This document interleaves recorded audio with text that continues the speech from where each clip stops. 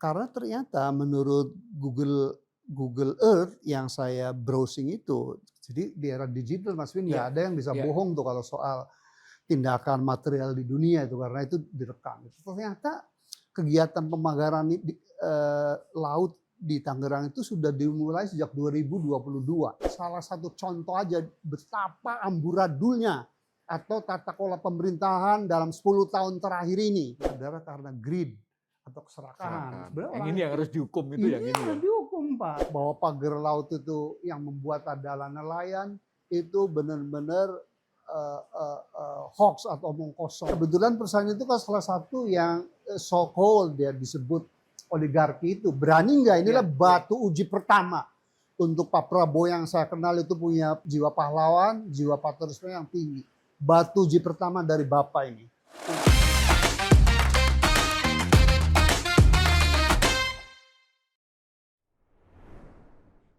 Salam Pancasila. Kawan, bertemu lagi dengan saya Winarko Ngantiwani di Ruang Dialektika. Kali ini kami akan membahas salah satu isu yang cukup mewarnai pemberitaan di media selama 2 minggu atau 3 minggu terakhir tentang pagar laut. Untuk itu kami mendatangkan seorang narasumber yang menurut saya sangat istimewa karena beliau tentu saja kompetensinya di bidang ini tidak diragukan lagi. Mantan menteri, rasanya mungkin yang pertama mendefine sebenarnya menteri KKP itu seperti apa di era setelah reformasi. Dan kemudian aktif sebagai akademisi dan juga politisi di Partai Demokrasi Indonesia Perjuangan. Kita sambut di ruang dialektika kali ini Profesor Rohmin Dauri. Salam Pancasila, Prof. Salam Pancasila, merdeka, merdeka, merdeka. Assalamualaikum warahmatullahi wabarakatuh. Waalaikumsalam. Terima kasih, Prof, sudah mau meluangkan waktunya di ruang dialektika. Senang sekali ya. Mohon maaf duluan, mungkin pemirsa juga biar sekalian ini kita doakan Prof. Rohmin bisa segera pulih dari operasi lutut ya, karena kemudian ini baru saja keluar dari rumah sakit, tapi sudah kami repoti untuk kemudian meminta pendapat beliau soal isu pagar laut ini. Kami mulai, Prof, dengan kemudian perkembangan yang terbaru kemarin, katanya sudah dibongkar, meskipun belum seluruhnya gitu ya. Tapi yang kemudian masih menyisakan pertanyaan, ini nanti selesainya sampai di mana? Apakah sudah dibongkar sudah begitu saja? Atau nanti ada kemudian konsekuensi-konsekuensi yang harus kemudian kita tuntutkan kepada para pelaku ini? Menurut Prof gimana? Iya, jadi meskipun saya baru selesai dioperasi lutut kiri saya gitu ya, tapi saya menerima Mas Win ya dari podcast ini ya, karena saya memandang bahwa isu pagar laut itu sangat-sangat penting dan mendasar buat bangsa ini. Kenapa penting? Karena ini menunjukkan betapa amburadul dan kacau balaunya tata kelola atau governance pemerintahan kita. Betapa tidak kacau balau, amburadul dan sangat memalukan ini.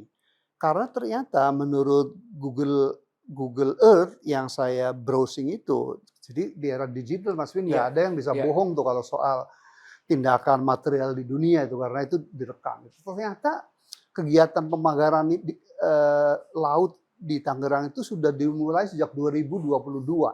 Jadi tidak seperti yang dilaporkan awalnya ini kan gitu ya. Awalnya yang dilaporkan oleh Dinas Kelautan Perikanan Kabupaten Tangerang toh, itu katanya mulai Agustus 2024. Ternyata 2022. Itu sudah mulai, sudah ada itu.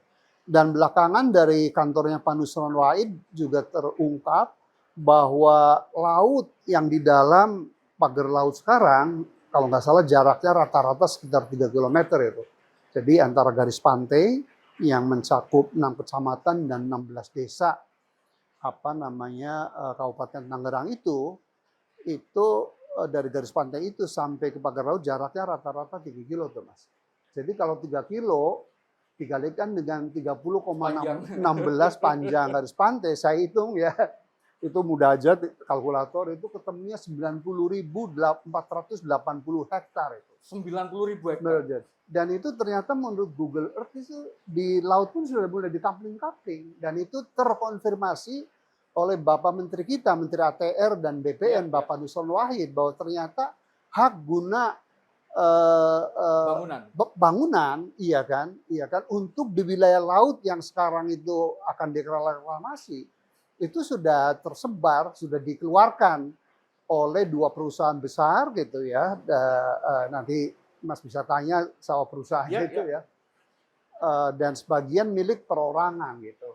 Jadi bantahan selama ini atau rekayasa selama ini, kita lagi cari siapa itu perekayasanya, bahwa pagar laut itu yang membuat adalah nelayan, itu benar-benar hoax atau omong kosong gitu. Nah, cuman kenapa saya bilang ini salah satu contoh aja betapa amburadulnya atau tata kelola pemerintahan dalam 10 tahun terakhir ini. Karena izin itu kan dikeluarkan sejak tahun 2015-an Ya, gitu kan. ya. Iya kan? Semua pihak cuci tangan sekarang, nggak ada yang mengeluarkan izin. Terus ada pahlawan kita Panusron Wahid, enggak, udah ada izin gitu. Iya kan? Harusnya kan Menteri ATR dan BPN sebelumnya gitu. Iya, iya. Dan pasti kecuali kalau Menteri ATR BPN yang sebelum Panusron itu pasti udah ada koordinasi dengan Menteri Kelautan Perikanan yang berhak mengeluarkan. Jadi nggak mungkin nggak tahu gitu. Nggak mungkin, kecuali saya bilang Menteri ATR-nya benar-benar, tapi harusnya dia koordinasi dengan Menteri Kelautan Perikanan karena memang dalam Undang-Undang nomor 7 tahun 2007, Junto Undang-Undang nomor 1 tahun 2014 tentang pengelolaan wilayah pesisir dan pulau-pulau kecil, bahwa hak untuk mengeluarkan izin pemanfaatan ruang laut adalah Kementerian Kelautan Perikanan, ya kan? Jadi antara instansi pusat aja kan berarti nggak ada koordinasi gitu. Pemerintah daerah sami mawon. Dan yang terakhir yang dagelan yang harusnya nggak perlu terjadi adalah cekcok antara Kementerian Kelautan Perikanan dengan TNI AL gitu. Dalam hal ini mungkin yang benar Kementerian Kelautan Perikanan, nah, karena yang menyegel pertama kan Kementerian Kelautan Perikanan. Dan memang dalam hal ini saya sepakat dengan Pak Terkono ya bahwa harusnya pagar laut tuh jangan dibongkar dulu karena itu kan alat bukti tuh, ya kan? Nah ini si TNI AL mohon maaf membongkar ya tanpa, yang lucunya itu contoh ketiga dari amburadulnya tata kelola perairan, tanpa koordinasi dulu dengan Menteri Kelautan Perikanan tuh. Kalau koordinasi kan pasti Menteri Kelautan Perikanan Pak Terkono akan beritahu, mohon maaf TNI AL kenapa kami baru menyegel belum membongkar, supaya ada alat bukti untuk menentukan pengusutan siapa sebenarnya pembangun dari si pagar laut. Jadi sekali lagi ini masalah besar dan walaupun hanya satu kasus sangat boleh jadi ini seperti puncak gunung es itu, ya, yang terjadi sebenarnya sangat boleh jadi di banyak wilayah pesisir di Indonesia. Contohnya setelah kasus ini kan muncul kasus Bekasi ya. Yang itu kan sesungguhnya modus operandinya mirip-mirip begitu. Jadi begitu Mas, kenapa harusnya buat Presiden Prabowo kalau benar seperti pidato beliau bahwa saya hanya ingin bekerja untuk kebaikan bangsa ini dan seluruh aparat pemerintahan dari pusat sama daerah harus membersihkan diri dan harus bekerja untuk rakyat, inilah titik masuk untuk benar-benar revolusi total ini mengenai akhlak bangsa ini ya. Begitu. Coba kita mundur sedikit Prof, biar audiens kanal ini memahami. Karena dari awal yang bikin orang heboh itu kan kemudian masa sih bangunan segede itu, semasif itu, sepanjang 30 kilo, di tempat yang terbuka, nggak yang tertutup sama sekali. Setiap hari orang lalu lalang, ada kementerian, ada angkatan laut, ada Polairut, itu nggak tahu. Nah, Prof. Romin selaku orang yang, ya saya istilahkan tadi mendefine Menteri KKP dari awal, terlibat di proses ini ada nggak sih sebenarnya SOP atau kelembagaan di KKP itu yang seharusnya dari awal memang tahu tentang apa yang terjadi di laut kita ini, di lepas pantai Tangerang loh, ini bukan di ujung Natuna sana gitu ya. Ini di Tangerang kan, di halaman depan gitu ya. Ini terus kalau itu sudah ada, kenapa kemudian di kasus kemarin itu seolah-olah baru tahu dan baru kaget gitu kan. Hah, ada toh gitu kan. Nah, itu sebenarnya seperti apa Prof di internalnya sendiri? Iya, pertama seingat saya minimal ada 6 instansi ya, Hmm. kementerian dan lembaga di pemerintah kita tuh yang memiliki kapal patroli gitu. Pertama adalah di Direktorat Jenderal Pengawasan Sumber Daya Kelautan Perikanan di Kementerian Kelautan Perikanan itu punya kapal patrolinya itu. Yang kedua ada polisi Airut juga Ya, ya. punya kapal patroli itu. Yang ketiga KPLP ada di Kementerian Perhubungan. Hmm. Yang keempat ada di Bea Cukai, itu juga punya kapal patroli itu. Dan kelima, nggak tahu kalau yang saya ingat lima tuh, yaitu Bakamla, Badan Bakamla, Keamanan Laut itu. Jadi itu juga yang saya bilang tadi, ini berarti bukti lain bahwa benar-benar amburadul nih pemerintahan selama 10 tahun terakhir. Itu pasti kan kelima instansi itu melakukan patroli ke daerah Tangerang, kan memang daerah yang banyak economic activities ya, kegiatan ekonomi dan kegiatan bisnis ya. Jadi pasti itu. Makanya naif lah buat saya, baru diketahui sekarang 30 km pembangunan pagar laut itu. Jadi dari 5 instansi yang belum ada angkatan laut, jadi 6 benar. Jadi menurut saya adalah hampir impossible, tidak mungkin ya kalau instansi ini nggak tahu. Atau sengaja untuk tidak tahu. Nah, yang kedua di darat itu kan berarti kegiatan lalu lalang deployment atau mengangkut bambu dari sumbernya ke wilayah itu kan pasti masif sekali itu. Iya. Pangkalan-pangkalannya mereka persis. Jadi baik katakan Kapolsek, Kapolres ya, lalu 6 instansi yang bekerja di laut itu nggak tahu, menurut saya naif gitu ya. Nah, jangan-jangan sekarang aksi cuci tangan dari semua instansi pemerintahan ya, kecuali Pak Nusron Wahid ya, terus terang ya, jangan-jangan izin sudah ada gitu. Cuman setelah kita ungkapkan kan ternyata nggak benar tuh, kalaupun ada izinnya, karena itu bertentangan dengan tadi Undang-Undang Nomor 27 tahun 2007 Junto, atau yang diperbarui dengan Undang-Undang Nomor 1 tahun 2014 tentang pengelolaan wilayah pesisir dan pulau-pulau kecil. Dengan begitu banyaknya pihak yang memiliki kewenangan dan terlibat dalam proses kasus ini, seharusnya terus siapa, Prof, yang ke depan ini harus bertanggung jawab untuk kemudian katakanlah menyelidiki dan membuat terang sebenarnya kenapa ini bisa terjadi. Siapa yang bisa kita dorong untuk kemudian melakukan itu sebagai leading sektor atau sebagai instansi yang bertanggung jawab paling utama itu? Iya, karena kewenangan atau otoriti untuk memanfaatkan ruang laut kan ada di Kementerian Kelautan Perikanan. Jadi harusnya Direktorat Jenderal Pengawasan Sumber Daya Kelautan Perikanan atau dalam Kementerian Kelautan Perikanan yang harus menginisiasi proses penyidikan dan penyelidikan gitu ya. Nah, cuman kan KKP bukan lembaga hukum ya. Jadi harusnya itu bekerja sama dengan penegak hukum, kejaksaan ya, atau kepolisian ya. Kepolisian ya. Nah, nanti diajukan ke pengadilan kan gitu. Nah, cuman buat saya sih harusnya nggak susah sih, udah banyak bukti kok sebenarnya perusahaan mana ya yang harusnya tidak susah. Laporan Tempo hari ini itu sudah merilis bahwa ya memang perusahaannya terkait dengan nama-nama yang sudah disebut itu. Gitu kan? Nah, ini kan menguak kotak Pandora yang lebih mengerikan. Artinya memang selama 10 tahun terakhir ini khususnya gitu ya. Bahwa yang namanya oligarki itu benar-benar yang mengatur pemerintahan kita ya.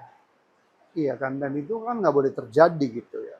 Dan kemarin waktu Pak Hasim memberi sambutan dalam acara peringatan Natal di komunitas teman-teman Nasrani yang di Bekasi, itu melegakan dada saya dan harusnya kita semua. Kata beliau kan gitu, bahwa Pak Prabowo dan saya keluarga tidak akan menerima sogokan gitu. Nah, mudah-mudahan ini menjadi batu uji pertama nih untuk beliau tuh. Beneran karena apa enggak gitu ya? Menurut Tempo dan dari semua bukti yang ada, Google Earth lah, segala macam pengakuan, udah tahu ke perusahaan itu.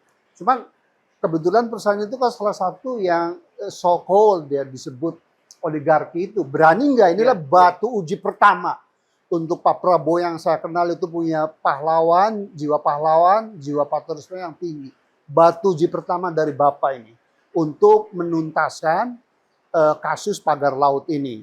Tetapi kita pun harus hati-hati karena kita pun nggak ingin ditinggal para investor kan, karena saya udah tulis di Kompas bulan lalu ya, dan saya mendukung Pak Prabowo bahwa kalau negara ini ingin lepas dari jebakan negara berpendapatan menengah, Mas Win ya, itu harus tumbuh di atas 7% atau 8%. 8% bahkan. Tapi selama Jokowi 10 tahun terakhir rata-rata kan hanya 4,9%. Ya. Jadi ada gap sekitar 3,1% tuh. Bagaimana meningkatkan from let's say middle income ya.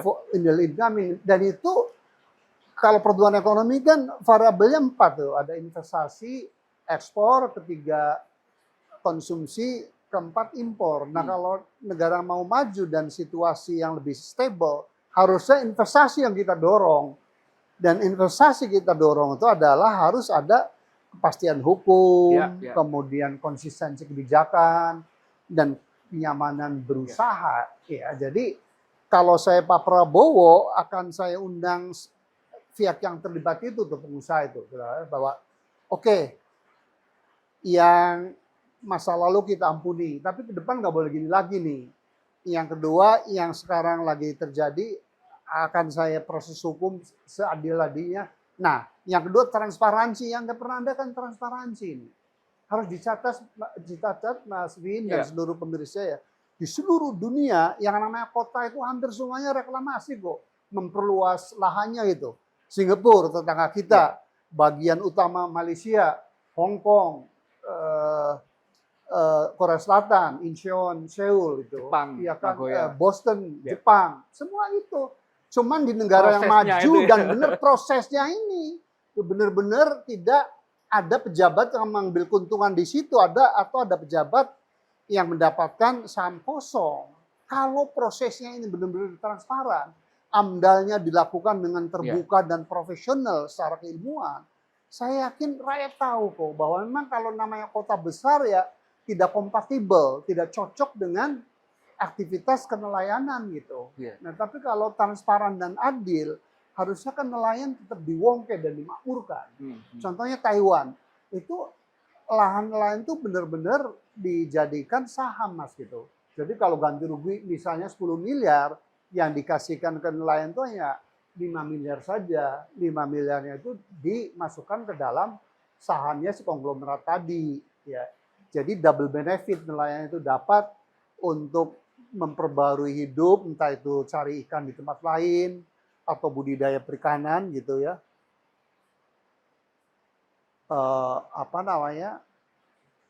Selain itu, karena dia itu punya saham di situ, maka kemajuan dan keuntungan yang direngkuh oleh perusahaan besar modern yang menguntungkan itu juga nelayan atau masyarakat lokal dapat manfaat. Ya? Itulah kalau pemimpinnya benar, itulah kalau negara dan pemerintahan itu smart dan baik hati itu, bukan untuk kepentingan pribadi.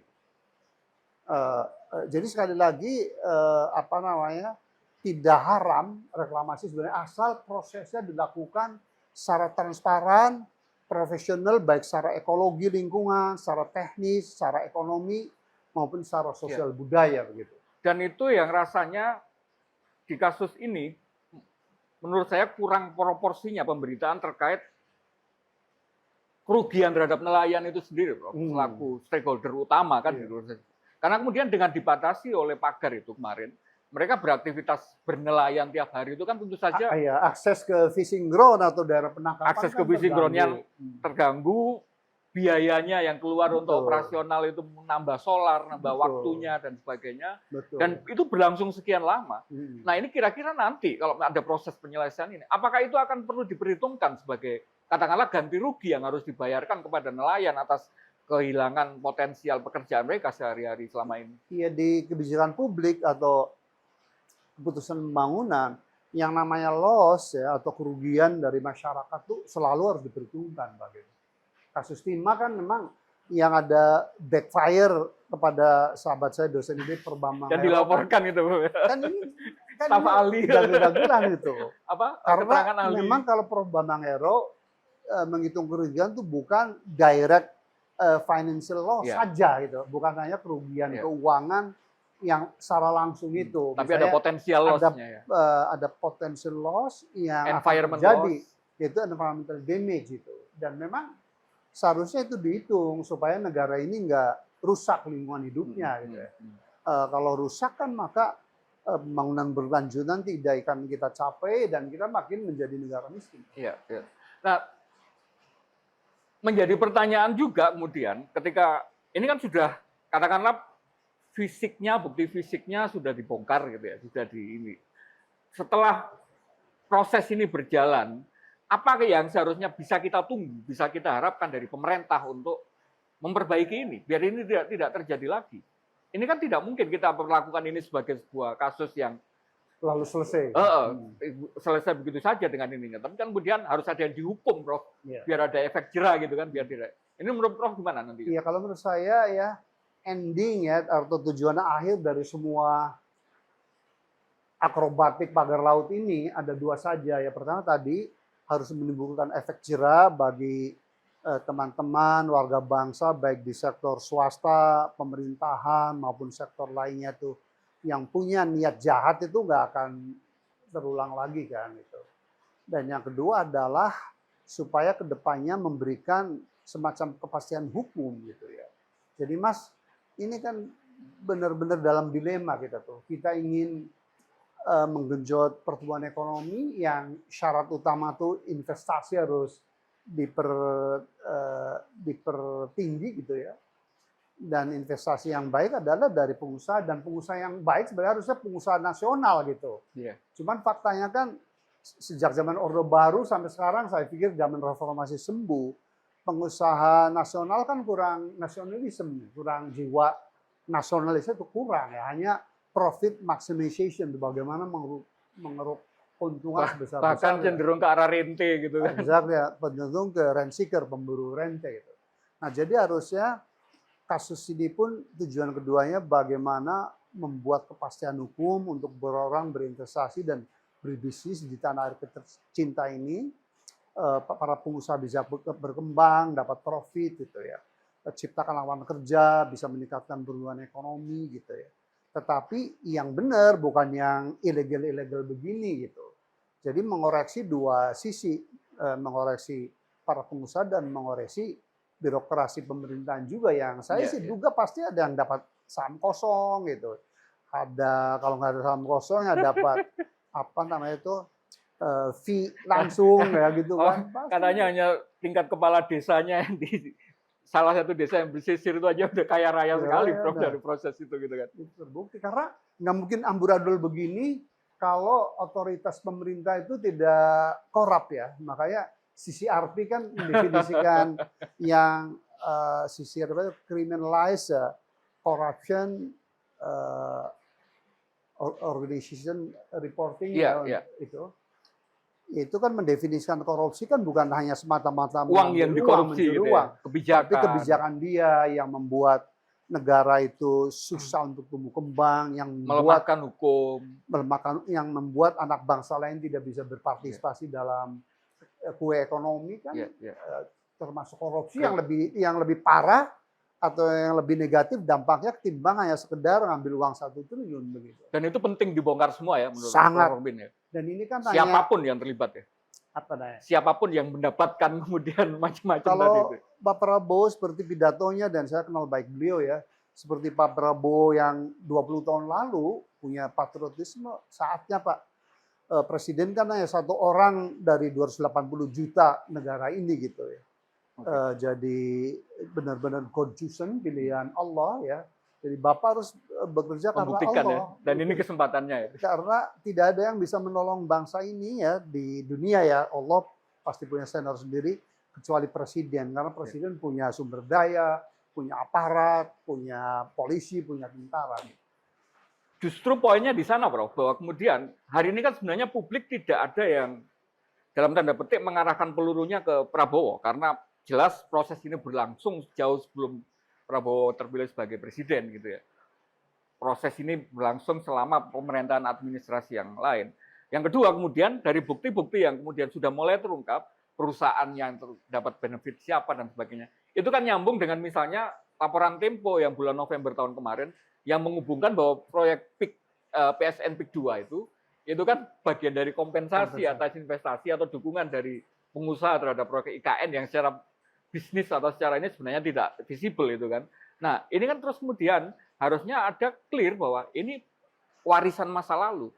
Masalahnya kenapa kemudian Prabowo seolah-olah tidak kemudian cukup tegas dan berani memisahkan ini bahwa ya itu bagian dari kesalahan yang kemarin yang harus kita koreksi. Ini menurut Prof gimana, Mo? Itu dia kenapa saya anggap bahwa diskusi kita ini amat penting dan mendasar buat bangsa ini. Karena ini hanya tips of the iceberg gitu. Jadi hanya puncak dari gunung es. Ya. Masalahnya itu hampir terjadi di seluruh Lini, wilayah ya? Nusantara gitu ya. Dan betul Tempo, dan saya yakin itu benar ya, karena bukan hanya Tempo kan sumbernya itu. Bahwa ini kan karena presiden sebelum Pak Prabowo ini menjanjikan udah, karena beliau kan awalnya malu kan.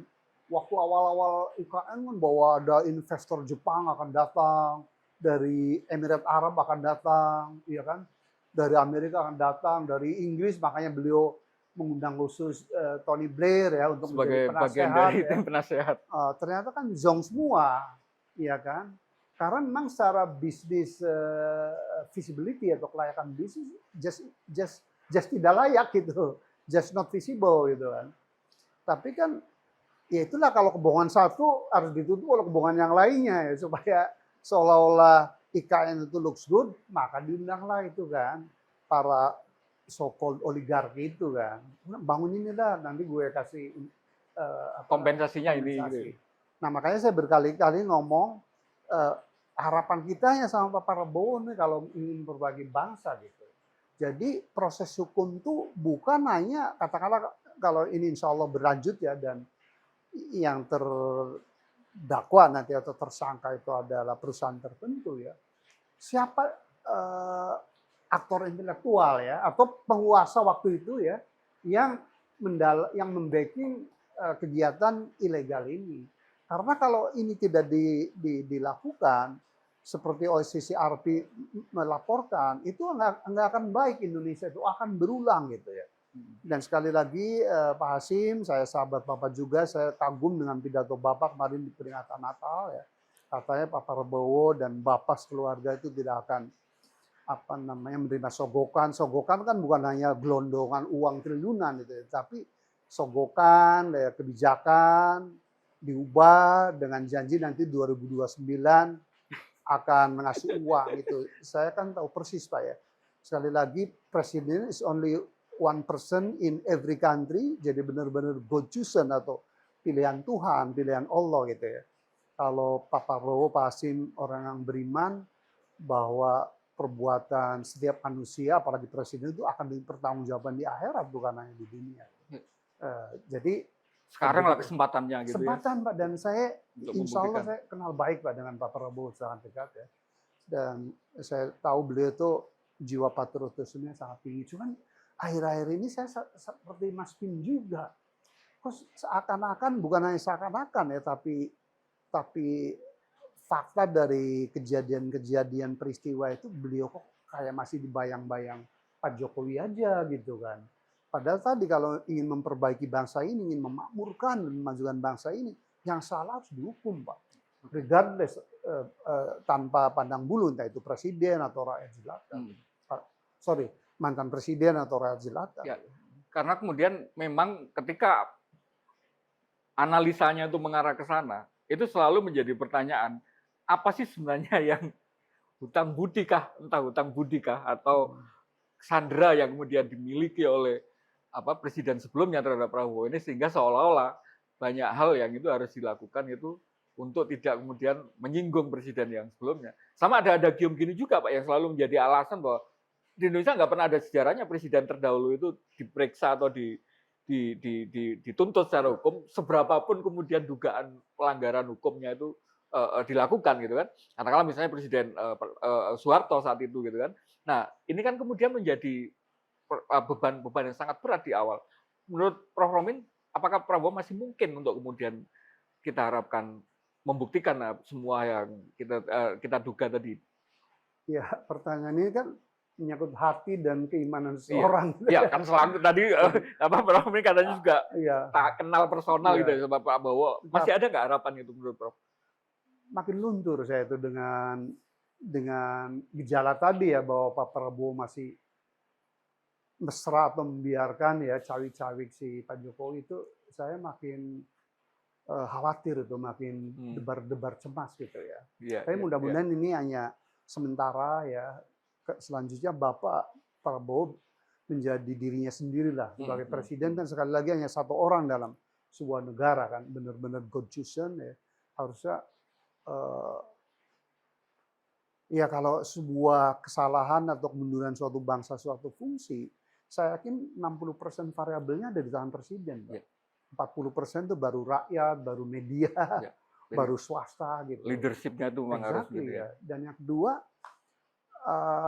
ya itu sekarang udah mulai terkuak dengan membentuk kementerian paling banyak seluruh dunia ya, dan paling banyak, bayangin Amerika kan kalau salah 15 menteri itu, Cina itu hanya 16 gitu, kita kok 98 gitu. Penduduknya padahal 4 kali, Nah, 5 padahal kali lipat kita. Pak Prabowo tahu gitu bahwa sejak zaman Pak Jokowi 3 tahun terakhir itu kan kita mengalami apa yang namanya dengan ruang fiskal yang sempit itu. Jadi APBN kita itu Iya, iya. sangat kecil. Yang gitu. harusnya kalau di tempat lain itu melakukan penghematan, melakukan Dan harusnya kalau kita Mas Bin ya konsisten, iya kan, istiqomah melaksanakan undang-undang otonomi daerah, kementerian itu sifatnya hanya policy harusnya. Yang the doers yang melakukan daerah ya. program pembangunan daerah itu yang buat salah kemajuan dari demokrasi dan otonomisasi itu. Iya, iya. Sekarang kan gimana dengan menteri makin bertambah banyak, anggaran pusat makin besar gitu. That's benar-benar apa namanya membuat saya itu apa namanya ragu dan nggak habis pikir gitu. Padahal kita tahu semakin banyak kementerian kan pengeluaran anggaran untuk katakanlah belanja pegawai kan makin besar. Sekarang aja 60% APBN setiap kementerian itu untuk belanja pegawai. Jadi kayak kementerian di kelautan perikanan itu kan itu benar-benar dagelan yang nggak lucu itu karena 77% wilayah ini laut potensial luar biasa. Tapi anggarannya hanya 6,2 triliun, ya kan tahun ini. Kalau 60% untuk belanja pegawai, berarti hanya 2,4 triliun. Mau cukup apa gitu?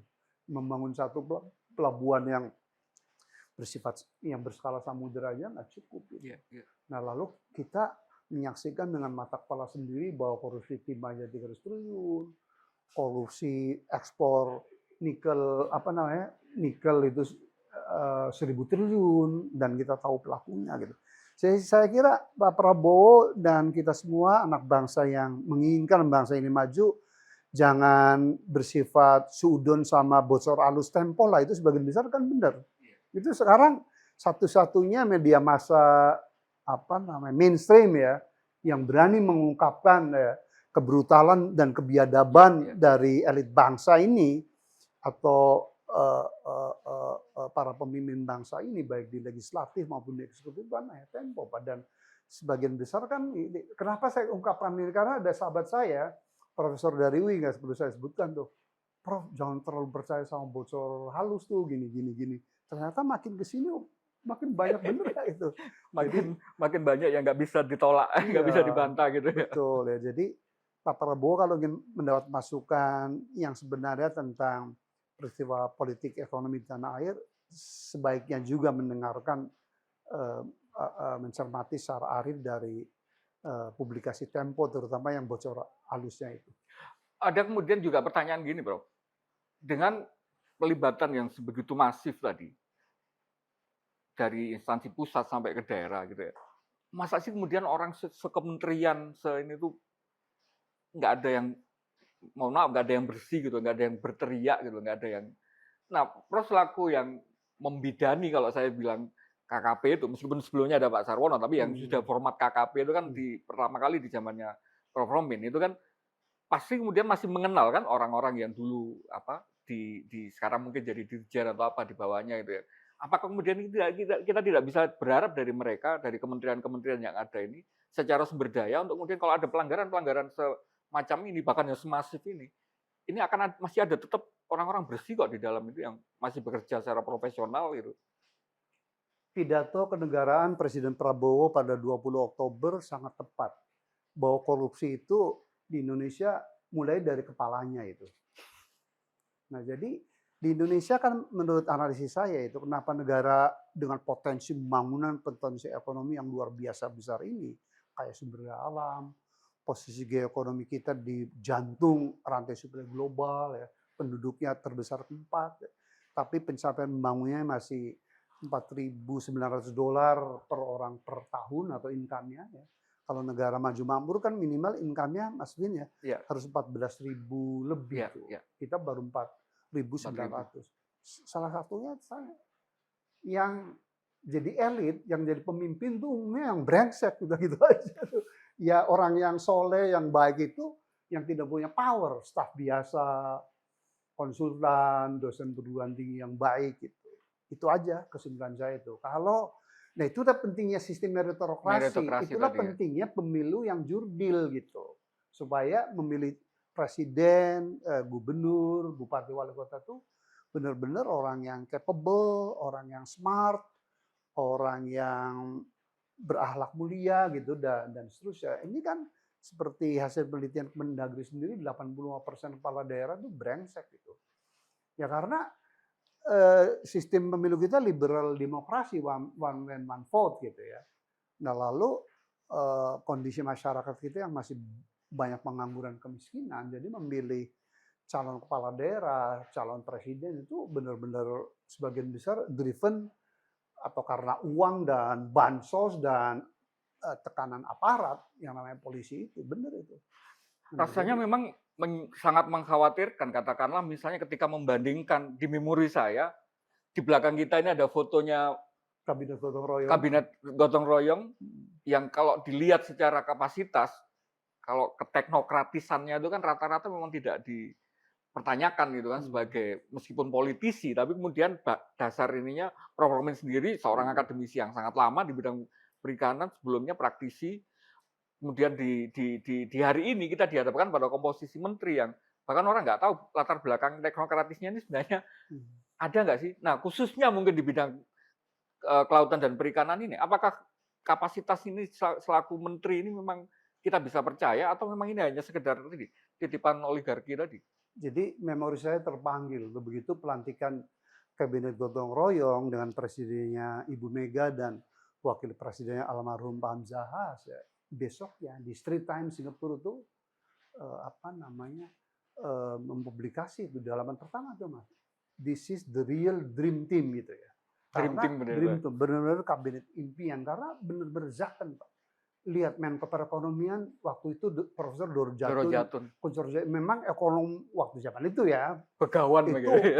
begawan gitu dan internationally very well recognized kan. Iya kan. Menteri Keuangannya Pak Budiono gitu kan. Menteri Pertanian Prof.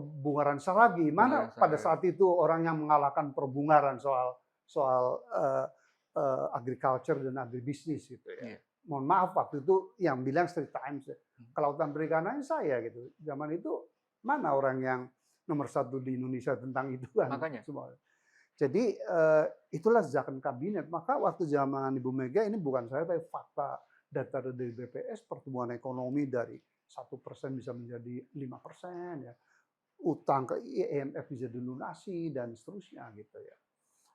Jadi terpulang mohon maaf bagi kita yang muslim kan ada hadis sahih itu bahwa kalau suatu urusan diserahkan kepada ahlinya. bukan ahlinya, Rusak tunggu saat keuncuran gitu.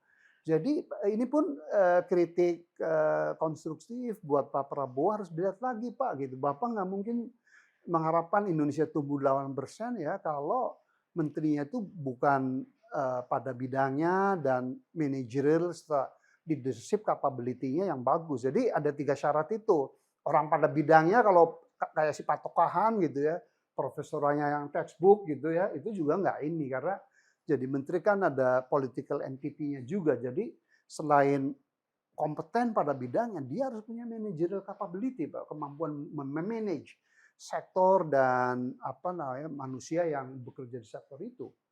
nelayan, pembudidaya ikan, prosesor ya, bioteknologi kelautan dan seterusnya.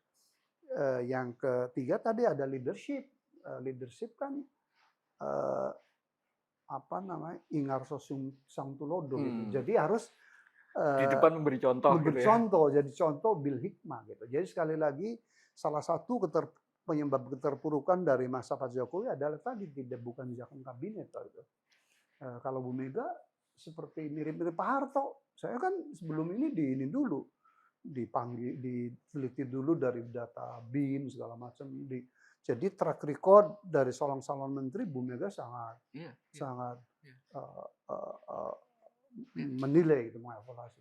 Karena menarik misalnya kemarin membandingkan menteri yang sebelumnya menteri KKP yang di era Pak Jokowi yang di periode pertama, ada kita kenal sosok seorang Bu Susi misalnya, yang meskipun mungkin itu bukan di level manajer tertinggi, tapi keterlibatannya dengan nelayan itu kan orang sudah tahu gitu kan secara ini bahwa mereka memang, dia memang punya background itu.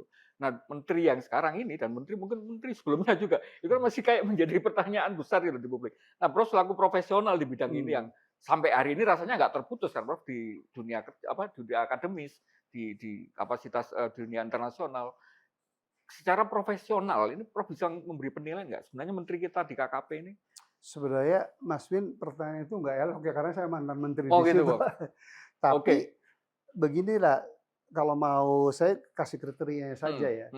Kalau seorang menteri itu yang benar, yang baik dan yang tepat adalah mendasarkan setiap kebijakan, setiap regulasi yang dikeluarkan itu sesuai dengan prinsip-prinsip pembangunan berkelanjutan atau sustainable development.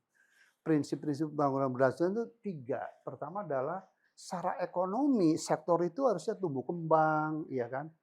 Stakeholdernya, masyarakatnya itu sejahtera, jadi nelayan sejahtera, gitu. Industri pengolahan berkembang dan seterusnya. Yang kedua adalah aspek sosial. Jadi kue ekonomi yang dihasilkan dari geliat ekonomi harus Memberi dampak ya. didistribusikan secara merata Iya. kepada stakeholder sektor itu. Kalau pertanian, petani gitu ya. Yang ketiga adalah soal environmental sustainability gitu. Ya. Jadi kalau ada menteri yang kelihatannya heroik, yaitu kebijakannya hanya tenggelam, bakar, moratorium, hancur semua waktu zaman itu kan, industri perikanan. Tapi orang awam, mohon maaf, seperti Mas Win kan tadi sempat muji gitu bahwa menteri Ya itu minimal taunya gitu sesuai dengan benar ininya. kan. Tapi dia bukan orang nelayan, dia hanya pedagang ikan gitu. Oh, pedagang ikan. Nah jadi supaya tidak bias ya, dan kita kan ada etika, saya nggak langsung ke orangnya, tapi saya beri kriteria saja. Baik, sekali lagi seorang menteri yang baik dimanapun sektornya, entah itu sektor SDM yang sekarang kebetulan dipegang Pak Bahlil, ya, pertanian Pak Amran, kelautan perikanan Pak Trenggono, kehutanan Pak Raja Julian Tony, perindustrian si Pak Agus Gumiwang. Ya. Ini saya sebutkan, ini semua yang driver ekonomi Pak. Gitu ya. Iya. Nah, menteri yang tepat, benar dan baik ya, adalah menteri yang tadi kebijakannya itu sesuai dengan prinsip-prinsip pembangunan berkelanjutan. Jadi tidak ekstrem kanan, ekstrem kiri itu. Kalau ada menteri yang fokusnya hanya ekologi saja, nggak boleh ini, nggak boleh itu, tenggelam, bakar, itu pun hancur ekonominya. Dan ingat Mas, bahwa people with empty belly, ya, jadi orang yang dengan perut kosong, are impossible to think of about conservation, let alone doing conservation. Jadi orang yang miskin, orang kalau yang masih lapar nggak mungkin mikir soal lingkungan ya. Mikir apalagi let alone apalagi itu ya, melakukan konservasi. Jadi sekali lagi masalah kerusakan lingkungan not only tidak hanya dikerjakan oleh perusahaan-perusahaan besar Pak, tetapi orang miskin yang masif. Ya, saya waktu jadi menteri benar Pak, nangis itu. Waktu itu salah satu contoh manis 2 itu di Lampung, Lempasing. Jadi yang namanya menangkap ikan itu dengan bom produk banyak sekali gitu. Singkat cerita waktu itu saya mau bicara dengan nelayan di Lampung itu di Teluk Lempasing. Terus setelah saya selesai dengan bersemangat memberi petuah lah gitu, ada nelayan, Pak Menteri, Bapak itu jangan hanya ngomong gitu Pak. Besok kami makan apa? Yang penting Bapak kasih alternatif mata pencarian kepada saya, dan alternatif macam misalnya itu lebih mensejahterakan saya, pasti saya berubah gitu. Terus dia tunjukkan, Mas Win, tangannya terpotong. Tahu nggak Pak Menteri, ini tangan saya? Ini terpotong karena lambat melempar, meledak di sini. Lalu saya kembangkan Mas budidaya kerapu di Lampung ya. Saya dirikan balai perikanan laut di Lampung, di Lempasin tempat budidaya rumput laut segala macam. Bener si nelayan tadinya beralih ke usaha rumput laut, budidaya kerapu, iya kan, budidaya kepiting dan seterusnya. Nah, contoh kedua yang itu mudah-mudahan catat sebagai amal soleh saya di Nusa Penida, Pak. Nusa Penida Bali itu, iya kan, begitu juga tuh meledakan terumbu karang. Setelah kita ajarin budidaya rumput laut, nah ada lagi yang meledakan karena terumbu karang pun sumber income masyarakat itu, turis kan ada datang. Jadi sekali lagi bahwa orang yang merusak lingkungan itu hanya 3 penyebabnya, Mas, menurut penelitian saya itu. Pertama, orang itu tidak sadar bahwa kegiatan dia itu merusak lingkungan dan akhirnya merusak manusia. Nah, kalau tidak sadar atau tidak mengerti, jurusnya pemerintah harus diberi penyuluhan, Mas, penyuluhan, pengertian. Tapi bukan penyuluhan hanya sekali datang, nanti baru tahu, benar-benar penyuluhan yang sistemik ya.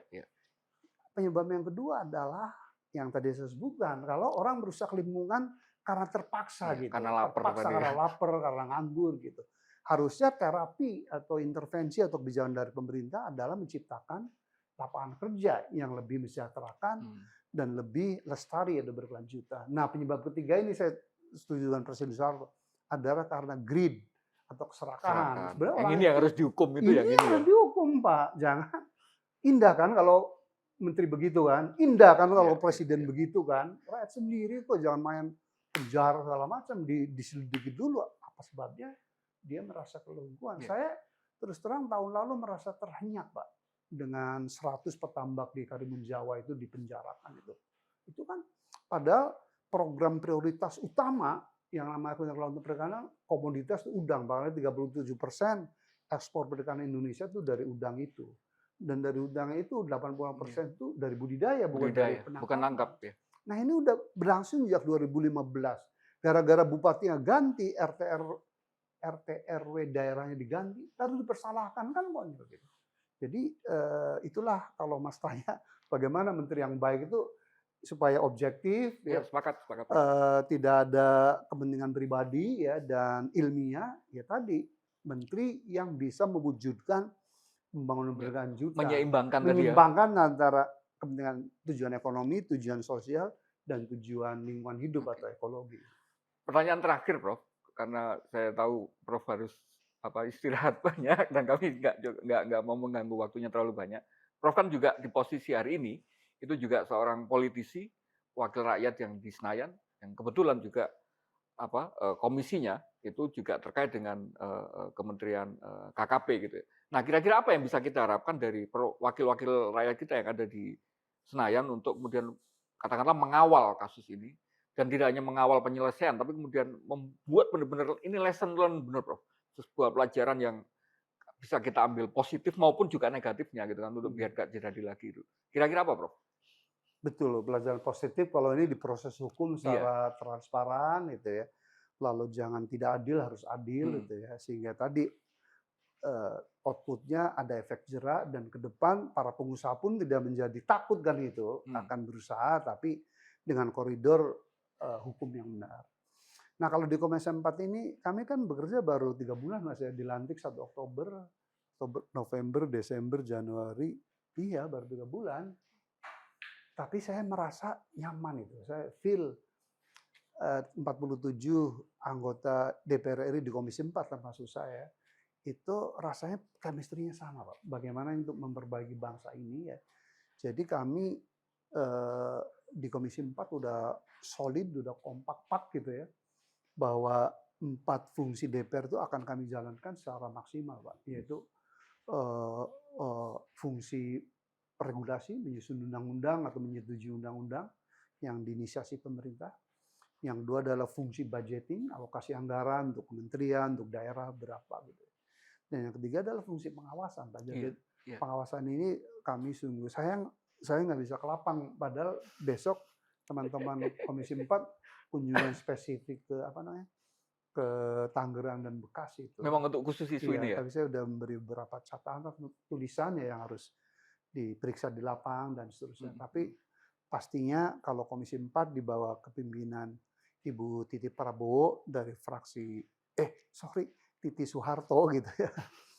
Dari fraksi Belum jadi Titik Gerindra, Prabowo ya? dari Gerindra apa namanya, kami bekerja serius Pak untuk menguak kotak Pandora ini supaya tadi ada efek jera, dan yang kedua adalah supaya kedepannya iklim investasi, ease of doing business, kemudahan berbisnis Indonesia pun menjadi lebih baik. Dan saya himbau teman-teman pengusaha yang namanya sering disebut yang oligarki, Bapak kan lahir dan besar di Indonesia, udahlah jadilah bangsa Indonesia yang kasihan Pak. Rakyat Indonesia banyak yang miskin, banyak yang nganggur, banyak yang stunting, banyak yang gizi buruk. Udahlah jiwa entrepreneurship bawa Bapak kami dukung gitu ya, kalau untuk membangun bangsa ini. Jadi kita perlu investor memang, Bapak dan Ibu sekalian, kita perlu bisnis di tanah air ini. Hanya dengan cara itu Bisa meningkatkan maka pertumbuhan ekonomi pertumbuhan tadi ya? ekonomi, ciptakan lapangan kerja dan kesejahteraan masyarakat. Jadi sekali lagi, kalaupun di antara Bapak dan Ibu ada yang terhukum dalam kasus apa namanya pagar laut ya, jangan dianggap itu apa ya, kebencian atau balas dendam, tidak gitu ya. Dan saya kira kan ada mekanisme hukum. Yang saya berharap peristiwa ini tadi harus ada efek jera, kita kembali semua komponen bangsa membangun, berinvestasi dan berbisnis itu di jalur hukum yang benar, secara lingkungan hidup, ekonomi, sosial, budaya itu juga benar. Kami butuh bapak-bapak dan ibu semua, entrepreneur, pengusaha yang true ya, bukan pengusaha entrepreneur yang kerjanya itu ilegal gitu, yang kerjanya hanya nyogok pejabat gitu, lalu harga tanah yang harusnya misalnya 50 juta, Bapak beli hanya 1 juta, kan itu nggak benar gitu. Jadi sekali Yang cut lagi, corner yang ya, jadi sekali lagi kami bangsa Indonesia, kami DPR ya, tetap membutuhkan para entrepreneur sejati itu yang baik ya, dan yang berkelas dunia lah, jangan hanya jago kandang gitu ya.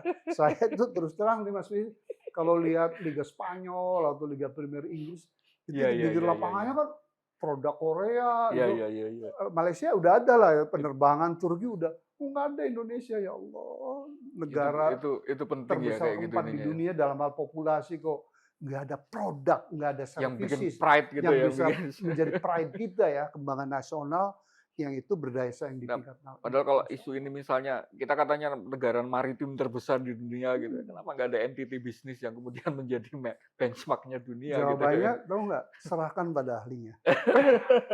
Gitu ya, Mas. Terima kasih banyak Prof atas wawasannya, saya pikir atas pendapat-pendapatnya soal ini. Mudah-mudahan didengarkan oleh pengambil kebijakan yang relevan. Mudah-mudahan juga menggugah tadi di ujung semacam apa saran atau semacam call to action, call to conscience gitu ya kepada pengusaha kita, bahwa harusnya ini bisa menjadi Benar Mas Min, not only call to concern, Hmm. but call to action itu. Eh. Jangan hanya peduli, tapi bagaimana bertindak. bertindak gitu ya, sehingga kemudian memang tujuan bersama untuk kemudian menyejahterakan nelayan khususnya dan rakyat Indonesia ini bisa tercapai. Prof Romin, mudah-mudahan tidak kapok di ruang dialektika Prof, karena nanti pasti akan kami repoti lagi untuk memberi ini Prof. Kalau kami itu dreamnya ingin semacam punya apa expert opinion di luar kabinet. Kalau di luar namanya kabinet bayangan gitu ya. Yang itu kemudian kira-kira kebijakan dari pemerintah itu bisa kita koreksi murni dari sisi teknokratisnya gitu. Tidak ada kepentingan politik yang kental gitu, sehingga kemudian publik punya bahan untuk kemudian katakanlah menilai bukan hanya dengan survei kepuasan gitu, tapi kemudian survei apa teknokratisnya itu tercapai apa enggak gitu. Dan nanti kami pasti akan merepotkan Prof lagi untuk masalah-masalah di sektor kelautan dan perikanan ini. Mas Win, ada hadis Nabi ya yang sangat soheh dan harusnya populer. Kata Rasulullah SAW bahwa amal atau pahala anak Adam, artinya manusia itu berhenti itu setelah dia mati ya nggak ada mengalir tuh. Iya. Hanya 3 yang mengalir tuh ya. Pertama ada anak-anak yang soleh atau soleha yang mendoakan orang tuanya yang sudah wafat. Kedua adalah amal jariah gitu ya.